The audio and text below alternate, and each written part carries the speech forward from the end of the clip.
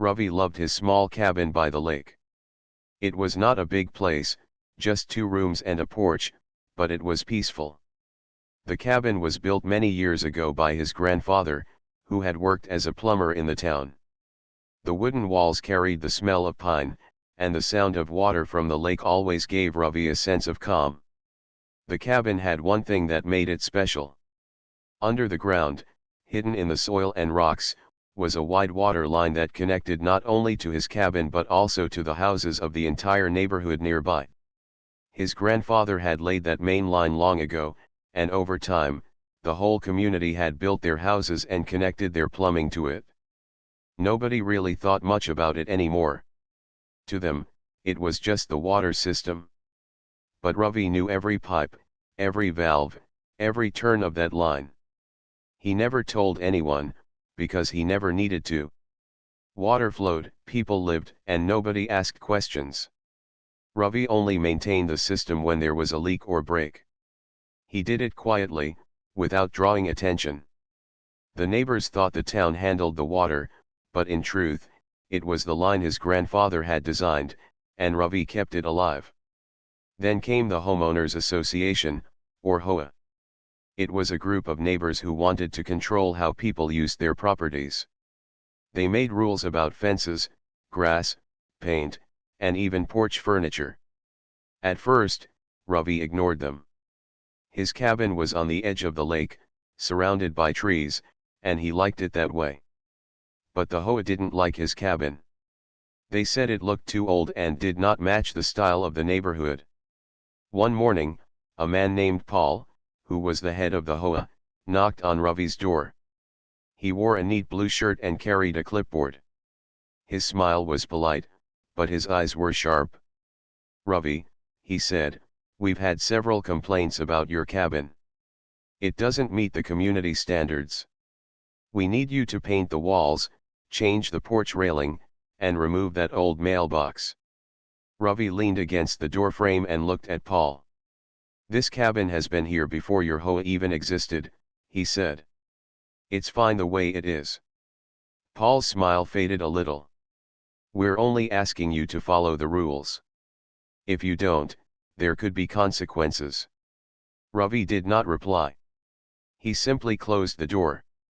Days passed, but the HOA didn't stop. Ravi received letters in his mailbox. Each one listed demands and deadlines. The words "failure to comply" were written again and again. Ravi placed the letters in a small box inside the cabin and went on with his life. But the HOA was not done. At the next community meeting, Paul stood before the group of neighbors. "If Ravi does not follow the rules," he said, "we will take action. The HOA has the right to cut off services to non-compliant members." Some neighbors nodded, others stayed quiet. None of them really understood what Paul meant, but his tone was firm, and his words carried weight. The following week, Ravi received a final notice. It was not a request anymore. It was a warning. The HOA declared that his water supply would be shut off if he didn't change his cabin. Ravi sat on his porch that evening, the letter in his hand. The lake reflected the soft glow of the sunset, and the trees whispered in the wind. He read the words again, and a small smile spread across his face. "Cut off my water," he whispered to himself. "They have no idea." For years, Ravi had lived quietly, never boasting, never reminding anyone of what lay under their homes. The pipes his grandfather had laid stretched like veins beneath the community, carrying water to every sink, shower, and garden hose. The HOA thought they had power. But Ravi held the real control. The next morning, Paul and 2 other members of the HOA came to the cabin. They carried tools and a metal lock. They walked with confidence, as if they were about to prove their authority. Paul knocked loudly on the door. "Ravi, we are here to shut off your water. This is your final warning." Ravi opened the door slowly. He looked at the men, then at the lock in Paul's hand. His face showed no anger, only calm. "You think you can cut off my water?" he asked quietly. "That's right," Paul said. You don't follow the rules, you don't get the benefits. That's how it works. Ravi stepped outside, pointing toward the houses lined up beyond the trees. Do you see those homes? He asked. Do you see their lights, their gardens, their kitchens? The men looked at him, confused. They all drink from the same line, Ravi said. His voice was steady. The same line my grandfather built. The same line I have maintained for years. You believe you can take water from me, but the truth is, I give water to all of you.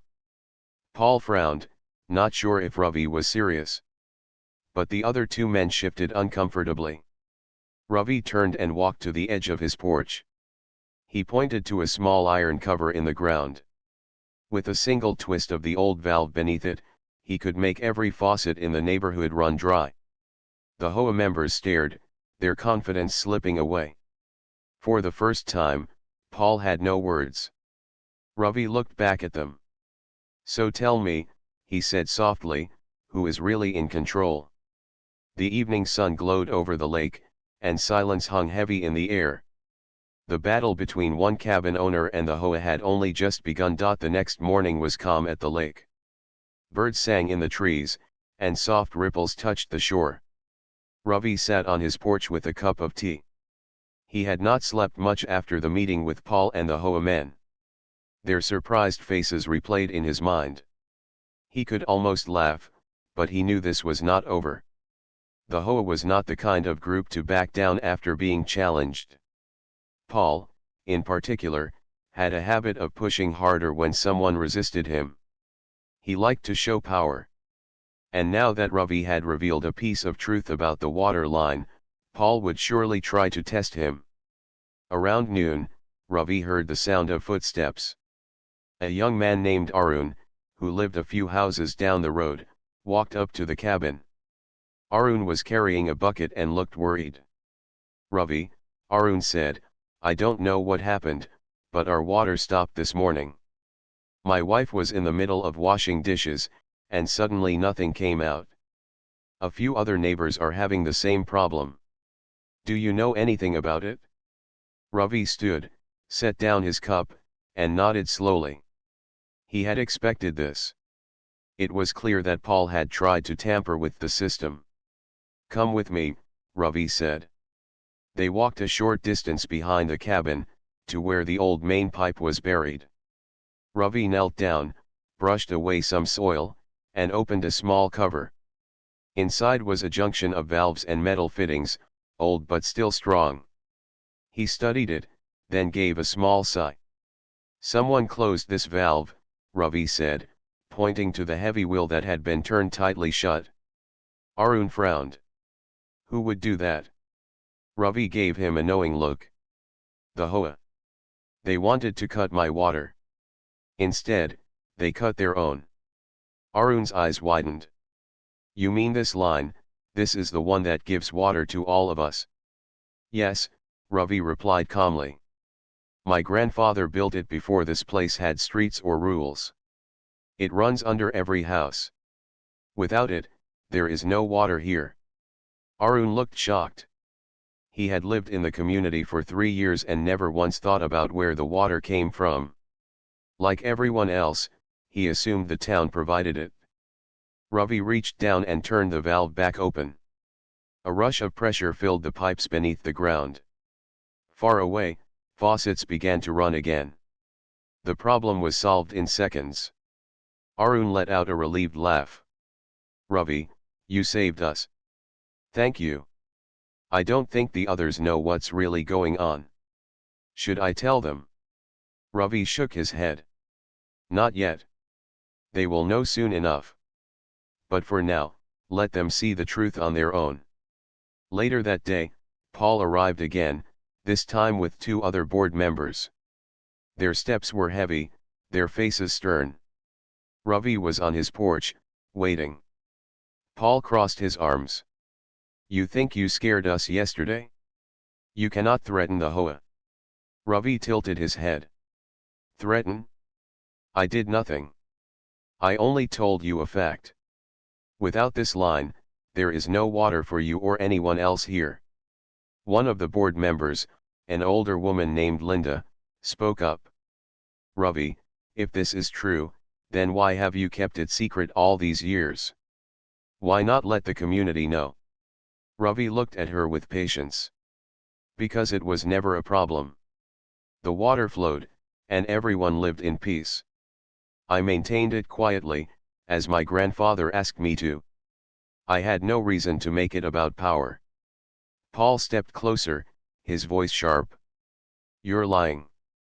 The HOA has control here, not you. We will find a way to take that line, and then you will have no choice but to follow our rules. Ravi stood, his calm eyes fixed on Paul. Take it if you can.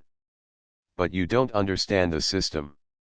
You don't know where the valves are, or how the pressure shifts, or what happens if one wrong joint is turned.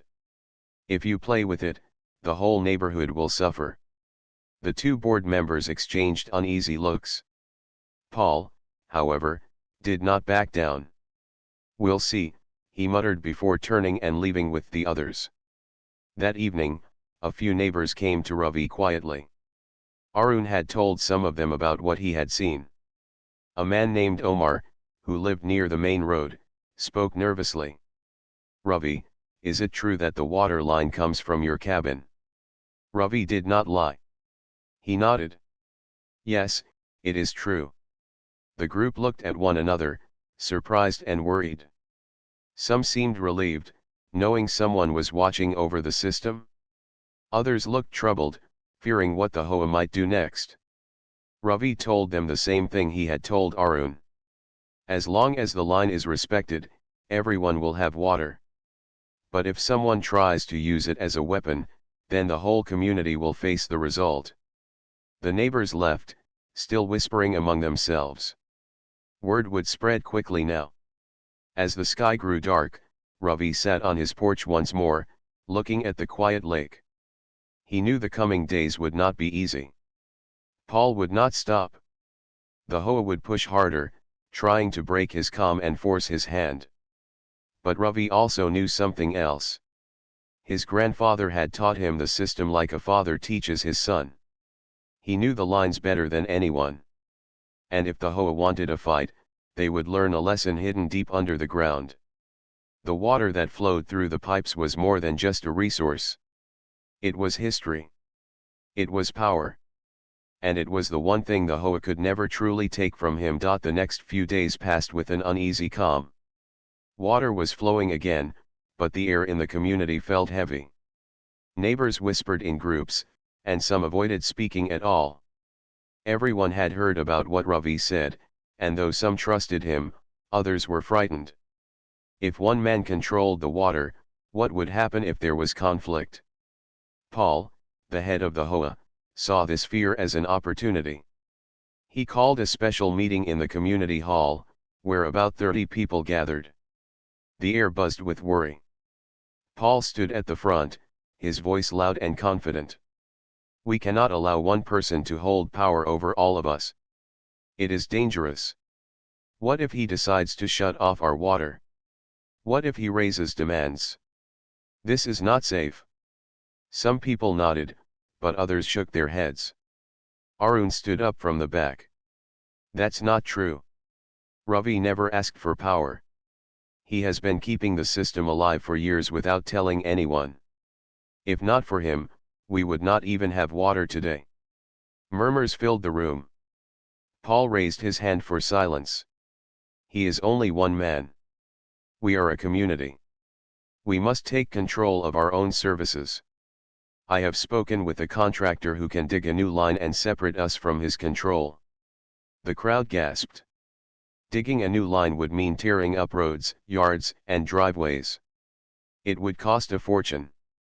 Some neighbors frowned at the idea, but Paul pressed on. It is the only way to be free from his hold. Meanwhile, Ravi stayed in his cabin, away from the noise of the meeting. He had no desire to argue in front of a crowd. He knew Paul would twist words to paint him as a threat. Instead, Ravi kept busy checking the system. He walked along the main pipes hidden in the ground, listening for leaks and watching the water pressure gauges his grandfather had left behind. That evening, Arun came to the cabin again. "They are planning something, Ravi," he said quickly. "Paul wants to hire a contractor to cut you out of the system. Many people are scared, but some are supporting him. I thought you should know." Ravi nodded. His calm face showed no surprise. "I expected this," he said. "Are you going to stop him?" Arun asked. "I will not stop him with anger," Ravi replied. "But I will remind them what the system means." The next morning, Paul arrived at Ravi's cabin once more. This time he was not alone. Two men in bright vests with measuring tools stood beside him. They looked like contractors. Paul called out loudly so the neighbors nearby could hear. "Ravi, these men are here to survey the land. We are preparing to install a new water line. Your control will end soon." Ravi stepped out onto his porch. His eyes studied the contractors, then turned to Paul. "Do you even understand what you are asking them to do?" Paul smirked.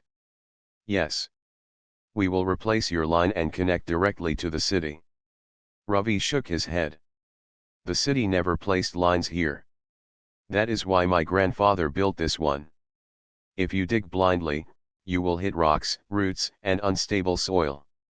You will spend more money than you can imagine. And in the end, you may still fail." One of the contractors looked uneasy. "He's right about the soil," the man muttered to Paul. "This ground is hard to work with. It will take months." But Paul would not back down. "We'll find a way," he said firmly. Ravi walked a few steps closer. His voice was steady, but strong enough for the small crowd gathering nearby. "You think this is about control, Paul. But it is about care. This line is not a weapon. It is a lifeline. Every house drinks from it, every family depends on it. And you treat it like a game." The neighbors watched in silence. Some of them shifted uncomfortably, their trust in Paul beginning to shake. Paul's face turned red. "You will not scare us, Ravi. The HOA decides what happens here, not you." He turned to leave, pulling the contractors with him.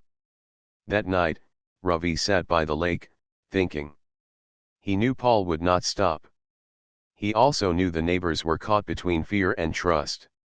If they turned against him, the community could break apart. He needed to show them not just words, but proof. The next day, Ravi invited a few neighbors to walk with him along the edge of the woods. He led them to a hidden access point his grandfather had built long ago. It was a large iron hatch that opened to a small underground chamber where the main line split into many smaller pipes. Inside, the steady sound of flowing water filled the air. "Look," Ravi said, pointing to the shining metal joints and valves. "This is the heart of the system. I keep it working. Without it, everything stops." The neighbors leaned in, amazed. Some had never imagined such a thing existed under their feet. "Why show us this?" Omar asked quietly. "Because trust is not built with secrets," Ravi answered. "I want you to see the truth for yourselves. I have no wish to control you. I only wish to keep what my grandfather built alive." The neighbors looked at each other, then back at Ravi. They nodded slowly. The seeds of trust were growing. But far away, Paul was already making new plans. His pride had been hurt, and he would not rest until he proved his power. The battle for control of the water was far from over. The morning air was crisp as Ravi walked along the lake shore. He carried his small tool bag and checked the pressure gauges hidden at the edge of the woods. Everything was working fine, but he knew it would not last. Paul was not the type of man to accept defeat quietly. By the end of the week, signs of Paul's new plan appeared. A notice was pinned on every neighbor's door. It read, "The HOA will take over water management. Independent control of community resources is unsafe. All members are required to follow board instructions." When Ravi saw the notice on his cabin door, he sighed. Paul was now trying to turn rules into weapons. That afternoon, Ravi heard the sound of trucks rolling into the neighborhood. He stepped out of his cabin and saw workers unloading pipes and digging equipment. Paul walked beside them, giving orders with a proud smile. Some neighbors gathered nearby, whispering nervously. Arun came running to Ravi. They brought in workers from outside. Paul says they will dig a new water line starting tomorrow. Ravi looked at the trucks, then at the anxious faces of the neighbors. He could see doubt in their eyes.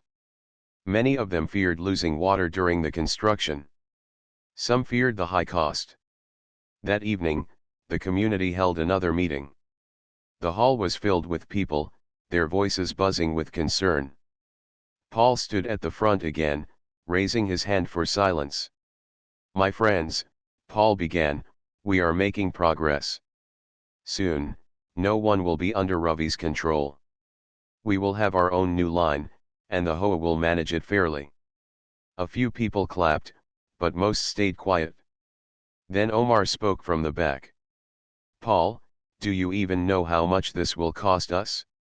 Do you know how long it will take?" Paul's smile stiffened. "Progress always has a price. But in the end, we will be free." Arun stood up next. "Free from what?" "Ravi has never harmed anyone.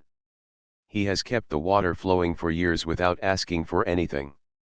Why are you making this into a fight?" Murmurs rose again. Some nodded in agreement with Arun.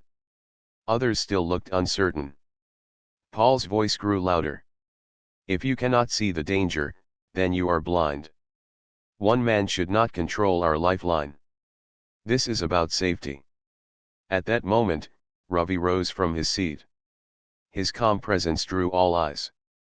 "Paul speaks of safety, but what he offers is risk. You think you can build a new line through rock and forest? Do you know the storms that flood this land, the roots that break pipes, the pressure that bursts joints? I know, because my grandfather faced them all. You are walking into a trap of your own making." His words echoed in the hall. Silence followed. People glanced at Paul, then back at Ravi. Paul clenched his jaw. "Enough," he snapped. "We will begin tomorrow." The meeting ended with unease. People left in small groups, whispering. Some looked at Ravi with trust, others with worry. Paul walked out quickly, his face red with anger. That night, Ravi sat in his cabin, thinking. He knew Paul would dig, and he knew it would fail. But failure would not only hurt Paul, it would hurt the neighbors too. Roads would be torn apart, yards ruined, money wasted. Ravi had to make a choice. He could let Paul fall, or he could act first to protect the community. The next morning, Ravi rose early. He walked to the hidden underground chamber again, the one he had shown a few neighbors. With careful hands, he adjusted one of the pressure valves. He did not cut anyone's water, but he redirected the flow slightly. When neighbors turned on their taps, they would notice stronger pressure, cleaner water, and a steady supply. By noon, word had spread. "The water feels better than ever," Omar said. "It's almost like the system knows we need it now." The neighbors began to talk. Some even wondered if they really needed Paul's expensive plan at all. When Paul arrived with his workers, he found half the neighborhood standing near the trucks. One man spoke up. "Paul, maybe this digging is not necessary. The water is fine. It's better than before. Why spend money we don't have?" Paul's smile faltered. He tried to argue, but more voices rose. "Yes, the water is working. Leave it as it is. We don't want our roads torn up. We trust Ravi more than this plan." For the first time, Paul looked uncertain. His workers, seeing the resistance, hesitated to unload their equipment. Without the support of the community, their job had no clear path. Paul's face grew dark. He turned to Ravi, who stood quietly at the edge of the crowd. "You think you are clever," Paul said in a low voice. "But this is not over. I will find another way."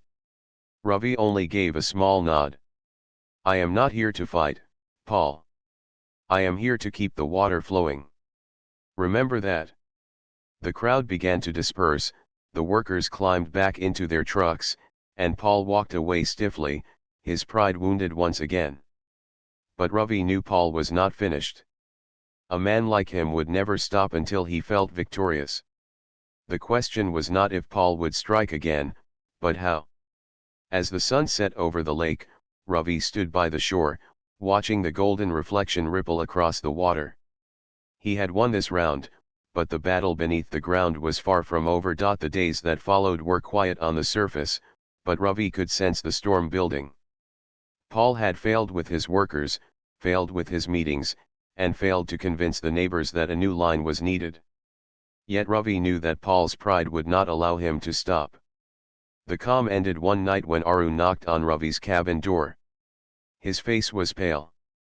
"Ravi," Arun whispered, "I overheard something at the community office.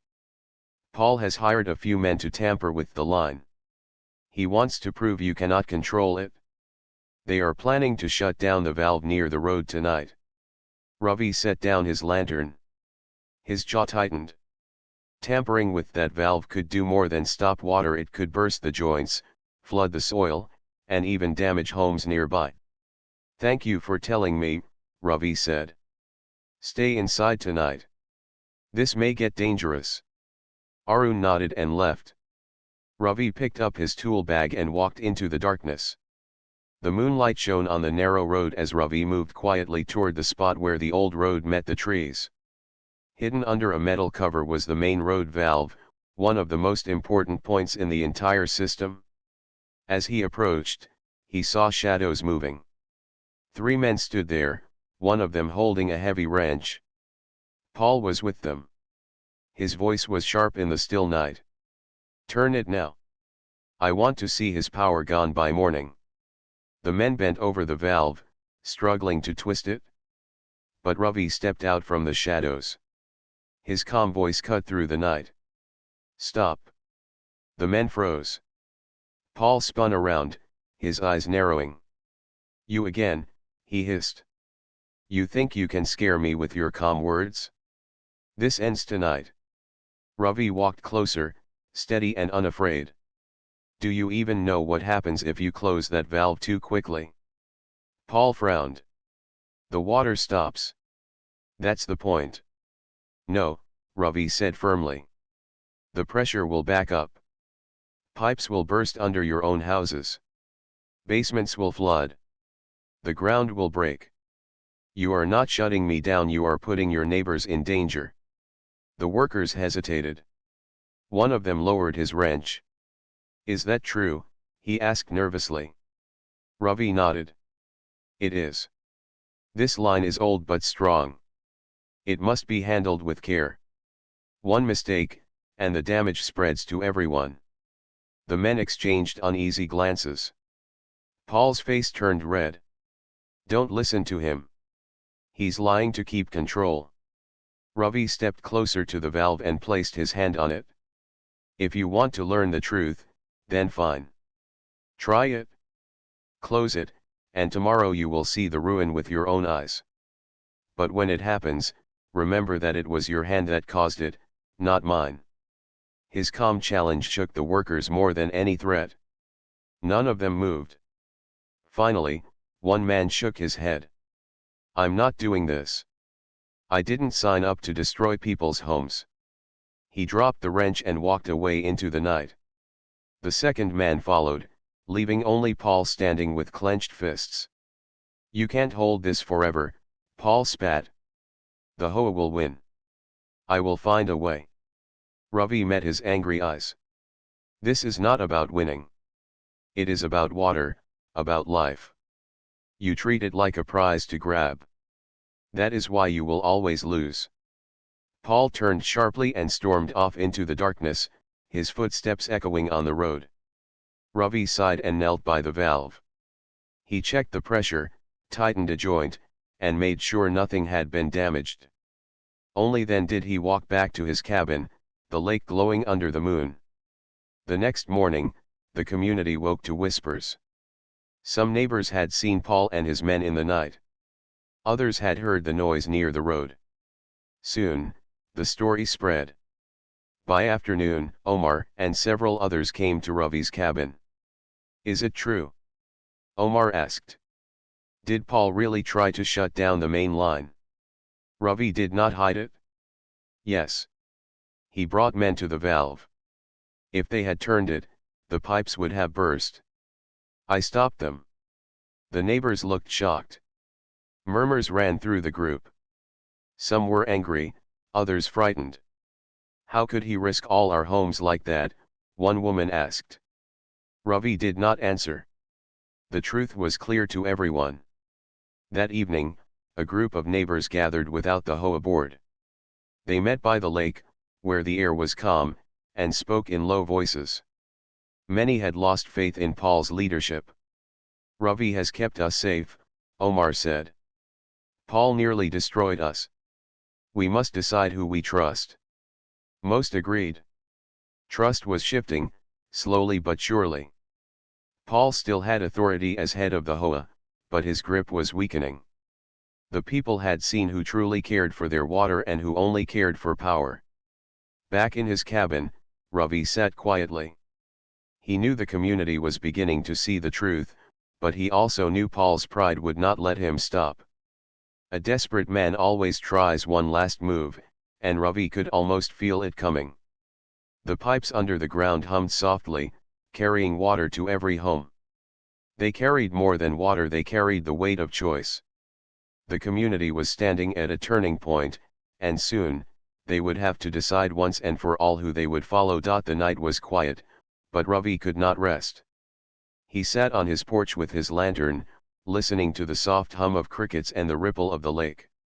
His instincts told him the battle was reaching its final stage.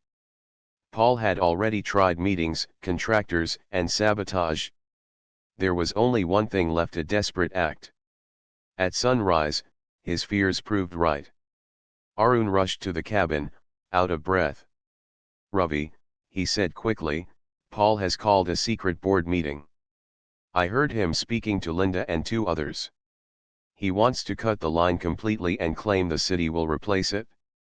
He says if the neighborhood suffers for a short time, everyone will blame you, not him." Ravi stood silently, his face calm but his eyes sharp. "If he tries that, the damage will be worse than anything before," he said. By afternoon, trucks arrived again. This time, they carried heavier machines. Paul stood at the center, barking orders. A few curious neighbors watched from their porches, unsure what was happening.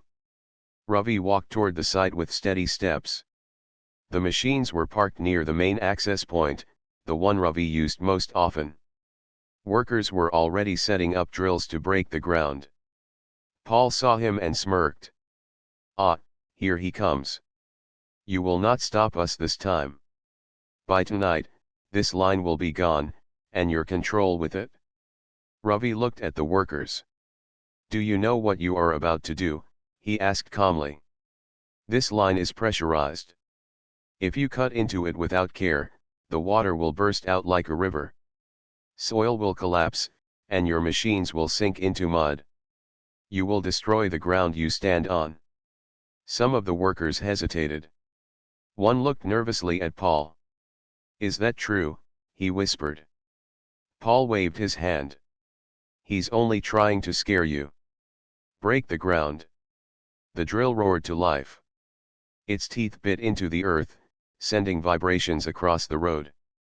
Ravi closed his eyes for a moment, then turned and walked toward the lake. Within minutes, the sound changed. Instead of steady drilling, there was a sharp hiss. A crack split the soil, and suddenly water shot upward, spraying high into the air. The workers shouted and jumped back as the ground shook beneath their feet. The drill sank into the forming mud. Neighbors ran out of their houses, gasping at the sight. A geyser of water rose above the trees, spraying wildly. Paul's confident smile vanished. Ravi walked back calmly, his boots splashing through the wet ground. He knelt near the broken valve, pulled a tool from his bag, and worked quickly. His hands moved with steady precision, turning, tightening, and sealing. Within minutes, the water slowed, then stopped. The ground was a mess, but the system was saved. The crowd erupted in voices. Some scolded Paul, others looked at Ravi with awe. Arun stepped forward, his voice loud. "Do you see now? Ravi warned you. He saved us again. Without him, we would have lost everything." Paul's face burned red. He shouted, "No, this was his fault. He built this system to trap us." But his words fell flat. The neighbors shook their heads. Omar spoke firmly. "No, Paul. You brought this danger. You put us all at risk. Ravi has protected us every time." The workers quietly packed their machines, unwilling to stay any longer. The crowd turned their eyes on Paul. For the first time, he looked small, his authority slipping away. Linda, one of the board members, stepped forward. Her voice was clear. "Paul, enough. You nearly destroyed the community. We cannot follow you anymore." The neighbors murmured in agreement. Some even walked closer to Ravi, standing at his side. The balance had shifted. Paul clenched his fists. "You are making a mistake," he hissed. "Without strong leadership, this place will fall apart." Ravi finally spoke, his tone steady. "Strong leadership is not built on fear. It is built on care. My grandfather built this line to give life, not control. I have honored that. If you truly care about this community, then stop treating it like a battlefield." The silence that followed was heavy. The neighbors looked at Paul, waiting for him to answer, but he had no words left. Slowly, he turned and walked away, his pride shattered. As the sun set, Ravi stood at the repaired valve, his clothes wet from the spray. Neighbors gathered around him, thanking him, some placing their hands on his shoulder. For the first time, they all saw clearly what had been true all along. The battle was not about water. It was about trust. And Ravi had earned theirs. But in his heart, Ravi knew the struggle was not fully over. The damage from the burst had weakened parts of the line.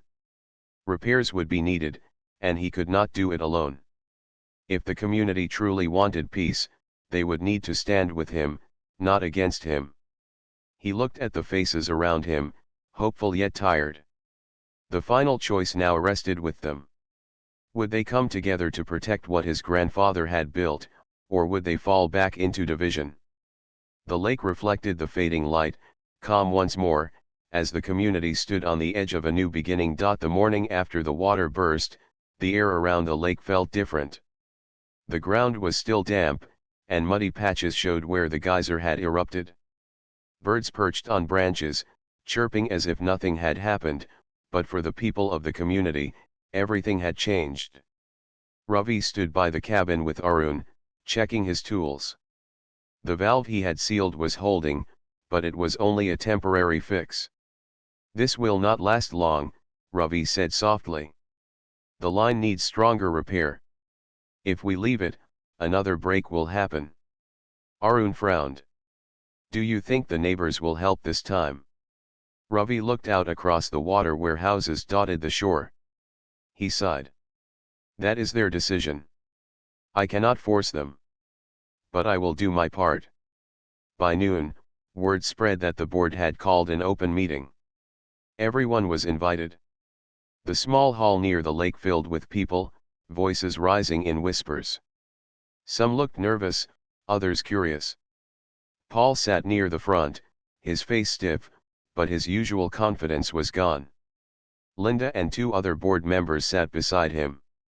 On the other side of the hall, Ravi took a simple chair. He had no papers, no speeches, only his quiet presence. Arun and Omar sat with him in support. The meeting began with Linda speaking first. Her voice was calm, yet firm.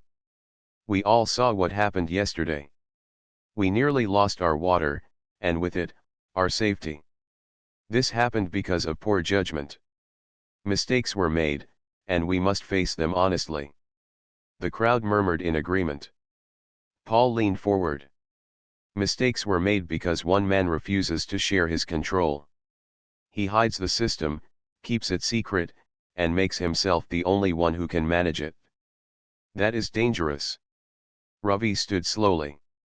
His voice was steady, not loud. The system is not my secret. It was my grandfather's work. He built it when no one cared for this lake. I only kept it alive. I never wanted control. I only wanted to protect what was given to us. He paused, then added, if you believe I should step away, I will. But remember this. The line is weak now. Without care, it will fail. What matters is not who holds the tool, but who is willing to work for all. The hall grew quiet. People shifted in their seats. For the first time, they saw clearly what Ravi meant. It was not power he wanted. It was responsibility. Omar rose next. I was once against him, he admitted. I thought he wanted to control us. But yesterday I saw with my own eyes who saved us and who risked us. Ravi gave us safety. Paul nearly took it away. Others began to speak. A woman from the back said, my garden survived last summer because the water was steady. That was Ravi's work. Another added, if we had trusted Paul yesterday, we would be knee-deep in mud now. Paul slammed his hand on the table. So you all turn against me now? Do you think he will always save you? What if one day he leaves?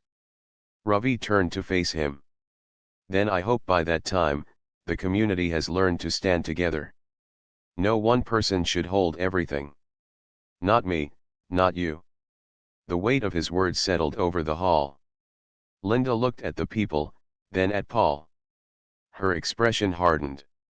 I move that we end Paul's leadership of the board. We cannot trust someone who puts pride above safety. The crowd erupted in agreement. One by one, hands rose. The vote was clear. Paul's face turned pale. He stood, muttered angrily, and stormed out of the hall. When silence returned, Linda turned to Ravi. You have done more for this place than anyone else. Will you guide us, not as ruler, but as caretaker? Ravi hesitated. He looked at the faces watching him, hopeful, nervous, but finally united. I will guide, he said at last, but only if we all share the work. The line belongs to everyone.